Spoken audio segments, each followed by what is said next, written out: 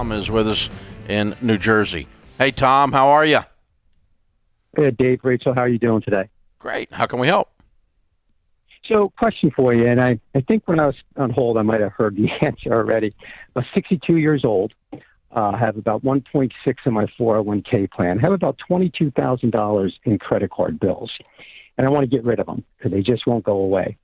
So would you recommend in that situation to take it out of the 401k plan, or is there going to be a tax implication at year end if I do that? Oh, you'll pay taxes on whatever you take out. You won't have a penalty on it because of the CARES Act. How do you have $1.6 million in your 401k and don't have any other money? It's just I've been working for a company for 40 years, so I've just been putting it into my. You don't have any other savings? Plan. I have other stock. I have about $225 in stock that I have. Use that. Use that instead. That was going to be my other question. Yeah. Okay. But is there still a tax hit on that, or is that all based on? There might be a tax on it, but it's not in a retirement account. I wouldn't. Yeah, I mean it's 6 and 1/2 dozen of the other mathematically. For me, it's just the Holy Grail is your 401k. It's what got you here. I mean, you're worth a couple $1 million. Congratulations, touchdown. You killed it. Way to go. I'm assuming you did not inherit this since it's all in a 401k, right?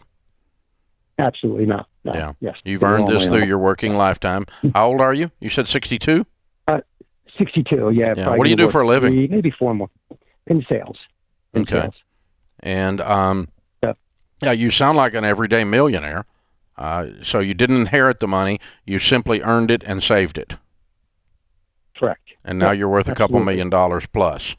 Way to go. So I just want to get these credit card bills away so then when I do retire in 3 years, I can enjoy the rest. So I may just sell some of that stock. And I would. And here's the trick now, okay? The credit cards are not the problem; they're the symptom. So we have to plug the leak, and the leak is number one way we plug the leaks. We cut up the credit cards, get a debit card, so you only spend money you have from this point forward.